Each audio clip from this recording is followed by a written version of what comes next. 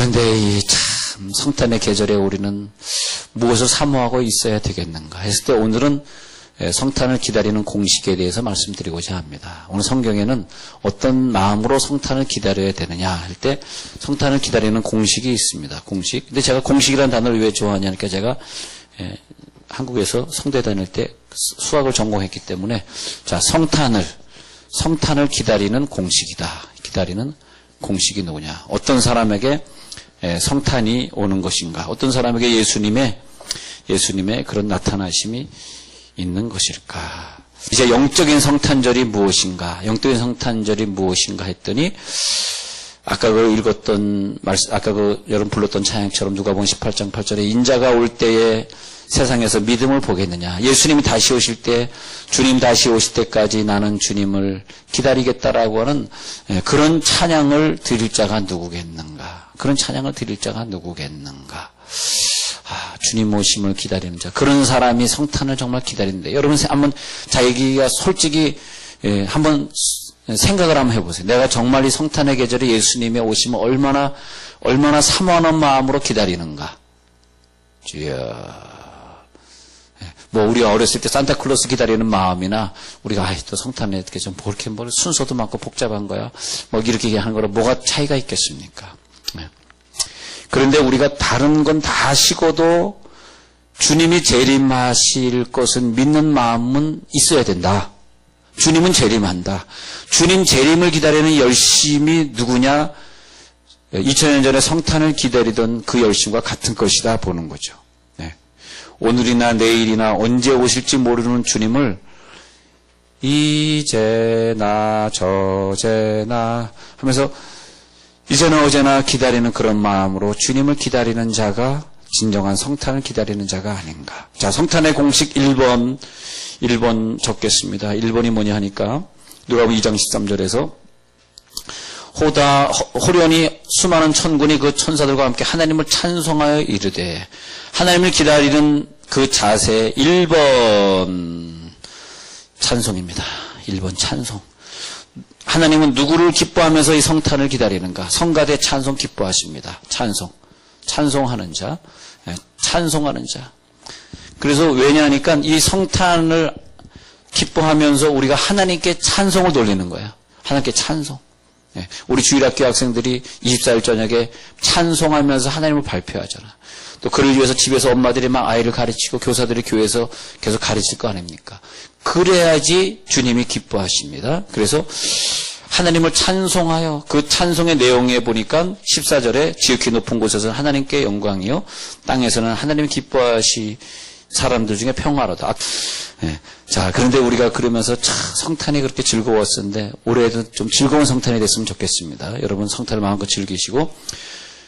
그런데 성탄의 계절은 뭐냐 하니까 찬송이다. 찬송. 꼭 여러분 찬송을. 근데 만약에 그 주님을 찬양하는 마음이 없이 부르는 캐롤송이라면은 그거는 울리는 꽹과리, 소리나는 구리, 그것이 아니라 진정으로 주님을 기다리는 마음으로 찬송하시기 바랍니다. 주일날 우리들이 성탄주일에 내일 모레 주일에 성탄의 찬양을 우리들이 대중적인 찬양을 같이 할 때 그때 자, 두 번째는 뭐냐 하니까 그 다음에 한번 볼게요. 여기 14절 보세요. 14절 기뻐하신 사람들 중에 평화로다. 기뻐하신 사람들 중에 평화로다. 그 다음에 마태복음 2장 10절에 같이 짝구절로 볼게요. 자, 기뻐하신 사람들 중에 평화가 있고 마태복음 2장 10절에 한번 볼게요. 마태복음 2장 10절에 가서 보면 가장 크게 기뻐하고 기뻐하더라. 그래서 두 번째 공식은 뭐냐 하면 성탄절을 기다리는 자의 자세의 두 번째는 기쁨입니다. 기쁨. 여러분 성탄절에 기쁨 없이 불편한 마음 자세를 가지고 있으신 분들은 예수님의 그 탄생의 축복을 누릴 자격이 없어. 오늘 다 기뻐하시기 바랍니다. 오늘 혹시 설교를 듣다가 목사님은 설교 안 하고 자꾸 농담만 하는 거야. 이런 사람이 있다면 회개하시기 바랍니다. 지금 기뻐하는 순간인데 어떻게 잠을 잡니까? 기뻐하는 거예요. 주님이 지금 오고 있는데 주님이 탄생하는데 잠잘 수가 있어요? 우린 기뻐하는 거죠. 오늘을 기점으로 기쁨의 능력을 누리시기 바랍니다. 나는 기뻐하리라. 그러니까 어떤 사람에게 주님이 오셨냐? 기뻐하는 자들에게. 기뻐하는 자들에게 평화로다. 기뻐하는 자들에게 평화. 저희가 별을 보고 가장 크게 기뻐하더라. 목자들도 기뻐했고 박사들도 기뻐했고 기뻐하심을 입은 사람들 중에 평화로다. 기뻐하심을 입은 사람들에게만 평화로다 이런 뜻이에요. 기뻐하심을 아니 주님이 오신다는데 슬퍼하면 주님 맞이하지 말아야지. 예? 주님 맞이하지 말아야지. 예? 기뻐하심을 입은 사람들에게 평화로다. 할렐루야. 예? 그렇게 되는 거죠. 자, 그래서 기쁨입니다. 그래서 우리가 찬양할 때 이 성탄의 찬양을 보면 다 기쁨하고 연관되어 있어요. 찬송에 보면요, 기뻐. 그래서 이상하게 그 다른 찬송과 달리 성탄의 찬양은 다 똑같이 기쁨을 말하고 있어요. 기쁨의 멜로디예요. 기쁨의 멜로디. 그래서 이 세상에서 무관심한 사람, 성탄을 무관심하게, 또 미워함이 있는 사람, 또 하나님을 원망하는 마음이 있는 사람, 하나님을 오해하고 있는 사람, 죄를 짓는 사람, 다 이런 유형들이 기쁨에서 기쁨을 뺏긴 사람들. 기쁨을 뺏겼다는 것은 성탄을 맞이할 수 없는 사람. 근데 기쁨은요, 기쁨과 우리 연구해 보면 참 이상해요. 이 예수님의 성탄을 기다리는 공식인데, 이 성탄이 뭐냐면 사실은 잘 연구해 보면 예수님의 오심이 뭐냐면 내 기도 제목의 응답이에요. 이게 참 이상합니다. 내 기도 제목 응답을 받는 공식과 똑같아. 찬송을 부르고 있으니까 사도 바울과 실라가 갇혔던 감옥의 문이 열리잖아요. 사도행전에서 말이에요.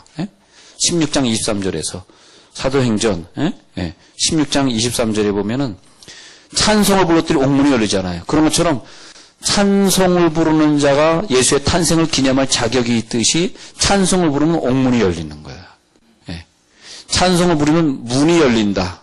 모든 문이 다 열려. 새벽성을 맞아들여야 돼요. 우리가 새벽성이 돌 때 그 천사의 찬양을 우리 가정에서 맞아들인다. 우리 바깥에서 하면 시끄러우니까 아파트 문 열고 들어와서 안에서 하면 조그만 목소리를 하고 가기 때문에 옆에 집에 사는 사람 전혀 모르게 살짝 왔다 가게 되어 있는데 하여튼 그래도 문이 열리는 거. 이것이 뭐냐면 성탄의 문, 예수님이 오시는 것을 기다리는 마음의 문.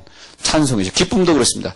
기쁨이 있으면 응답이 되는데 슬픔과 근심과 두려움이 있으면 응답이 안 돼요. 내가 평안을 너에게 끼치노니 이 평안은 세상에 주는 것과 같지 아니하다. 두려워하지 말고 근심도 하지 말라. 요한복음 14장 27절의 말씀도 보면은 내가 너에게 평안을 끼치노니 기쁨을 줬잖아요. 근데 두려워하지도 말고 근심도 하지도 말라. 두려워하고 근심하는 사람은 평안이 없기 때문에 응답도 못 받고 성탄의 기쁨도 못 누리고 이 성탄의 계절에 우리가 배워야 될 것은 그냥 이렇게 듣고만 잊어버리지 마시고 내가 주님을 사모하는 마음 다시 오실 주님을 사모하는 자의 자세가 무엇일까? 항상 찬송하고 사는 거지. 찬송하며 살고 그 다음에 기쁨을 누리면서 괜찮습니다. 여러분 기쁨이 깨지면 돈이 놀래 도망갑니다. 기쁨을 가지면 돈이 들어오고 그런 사람들의 특징이 돈을 그냥 깔고 살아. 돈을 깔고 살아. 여러분 사업하는데 손님이 들어오면 활짝 웃어야 돼. 하면 그냥 얼떨결에 그냥 내가 100억 투자할게 이렇게 나오는 거예요. 항상 웃어야 돼. 예, 항상 웃어야 돼. 진짜. 근데 탄생의 기쁨은 있어야 됩니다. 이거 진짜예요. 기쁨이 있으면 자 돈이 그만하고 기쁨이 있으면 성탄을 맞이할 수 있습니다. 여러분 이상하게 우리는 기쁨의 종교예요. 기쁨의 종교. 근심, 두려움 이런 종교가 아니에요. 근심하지 마세요. 자 요한복음 14장 27절 너희는 근심도 말고 두려워하지도 말라. 예수님은 기쁨으로 오셨어요. 정말 기뻐하셔야 돼. 성탄의 계절은 우리 기뻐하십시다. 내일 혹시 하루 살면서 화나는 일, 누구 미운 일, 죄 짓고 싶은 일, 그런 거, 기쁨에 반대되는 수많은 일들이 벌어진다면, 여러분 회개하시고, 왜 나에게 이런 일이 벌어질까? 이기시고, 웃으면서, 그래. 항상 웃음이 안 나올 때는 제 조크를 항상 생각하세요. 네. 선우 목사님만 생각해 주세요. 그러면 다시 기쁨이 올 것을 믿습니다. 자, 그 다음에 보시고요. 그 다음에 마태복음 2장 11절에 가서 볼게요. 마태복음 2장 11절 넘어가서 볼게요.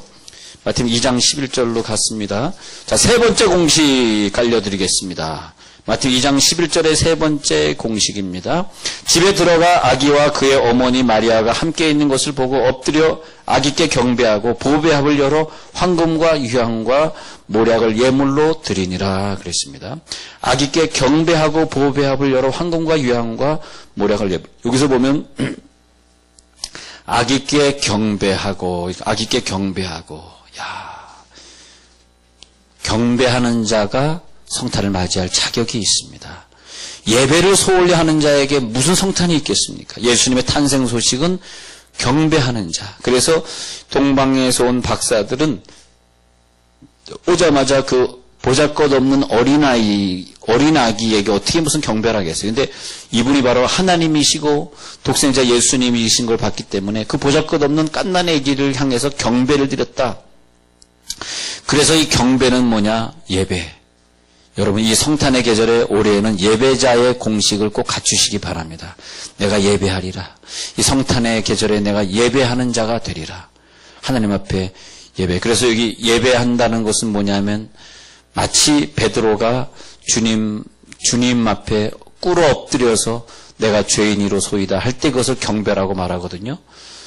또 꿇어 엎드려서 베드로가 한 말씀 뭐냐면 주여 나를 떠나소서 내가 죄인이로소이다 할 때 프로스쿠네오라고 하는 단어를 썼는데 그것이 뭐냐면 회개, 경배 이런 뜻이에요. 그래서 예수님에게 무릎을 꿇고 경배하는 자세. 그래서 그 경배, 하나님은 그 경배를 기뻐 받으십니다. 세 번째 공식은 경배하는 자에게 오십니다. 성탄은 경배하는 자의 소유물입니다. 여러분, 예배를 소홀히 하는 자가 진정으로 예수님의 탄생을 기다리는 자일까? 그렇지 않을 것입니다. 여러분, 경배하는 자, 기다리는 자. 그 다음에 세 번째 마태복음 3장 공식에 가서 3장 11절에 어머니 마리아가 함께 있는 것을 보고 엎드려 아기께 경배하고 3장 11절 끝부분에 가서 보니까 마태복음이었어요. 마태복음 3장 11절 끝부분에 보배합을 열어 황금과 유향과 모략을 예물로 드리느라. 그래서 예물로 드리면서 맞이하는 사람들, 예물로 드리면서 이것이 뭐냐면 진정으로 황금 유향과 모략을 드리는 사람들, 변치 않는 믿음, 금색. 그리고 유향을 믿음을 말하는 것인데 황금은 믿음. 그건 뭐냐면 하나님 앞에 우리가 뭘 드려야 되느냐? 변치 않는 믿음. 여러분, 금이 왜 비쌉니까? 세월이 지나도 변치 않는 거거든.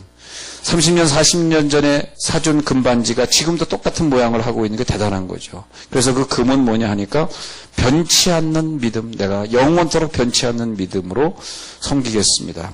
두 번째 드린 것은 유향, 주님의 죽음을 내가 기념하겠습니다. 주님의 제사 때 피는 유향. 그 다음에 세 번째 모략은 죽지 않을 것, 미이라에게 발라가지고 언젠가 부활할 것을 기다리는 사람들이 모략을 썼는데, 그래서 주님의 부활을 저는 기다릴 것입니다. 자, 왕에게 갈 때는 빈손으로 가면 안 됩니다. 솔로몬 왕을 만날 때 스바 그 여인이, 그 왕이 많은 재물을 가져와가지고 솔로몬이 기뻐해가지고 자기의 지혜를 나눠줬다고 시바의 여왕에 대한 스토리가 나오고 있습니다. 그런 것처럼 하나님 앞에 나아갈 때 진정으로 예물을 들고 나아갔던 사람들을 말하고 있습니다. 누가복음 2장 25절 다섯 번째 공식 가겠습니다. 자, 다섯 번째 공식. 자, 네 번째 공식은 예물의 공식. 다섯 번째 공식은 누가복음 2장 25절 읽어드릴게요.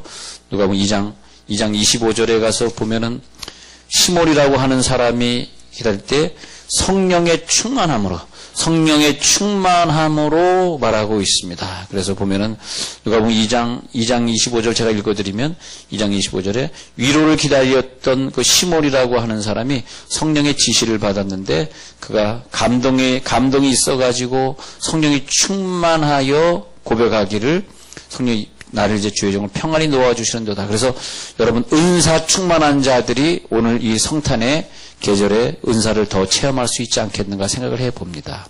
그래서 이 은사 충만한 사람들, 여러분 오늘 은사를 더 사모하세요. 다른 날보다.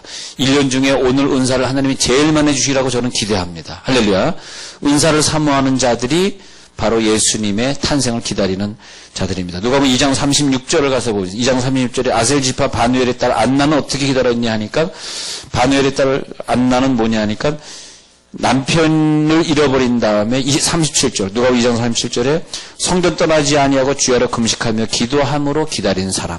아무에게나 나타나는 건 절대 아니에요. 지금 예수님의 탄생의 소식을 들은 사람들을 쭉 정리해드리고 있어요. 시므온, 안나, 그러니까 자 천사, 그 다음에 목자, 동방의 박사, 시므온, 안나, 요 5그룹만 있어요. 잘 보세요. 공식을 딱 알아야 됩니다. 그러면 5번째 나오는 이 안나라는 사람은 어떻게 되느냐? 기도하는 사람이에요. 기도하는 사람.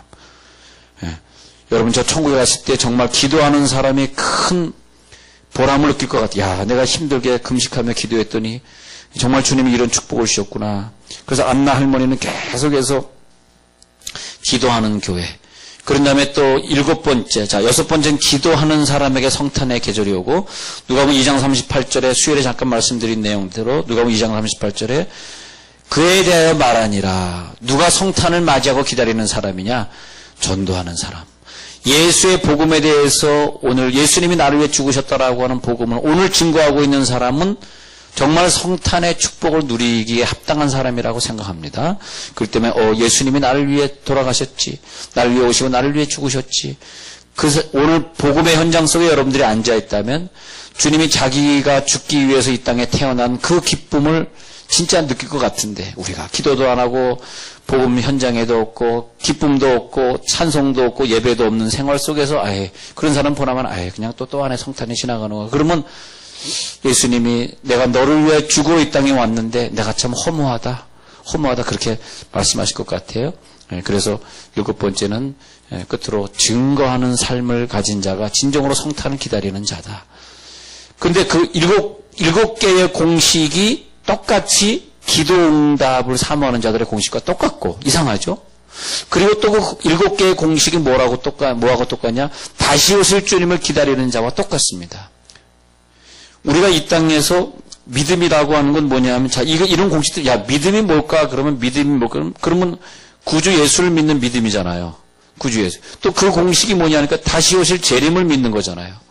이 땅에 천국이 나에게 임할 것을 믿는 게 다 같은 거거든요.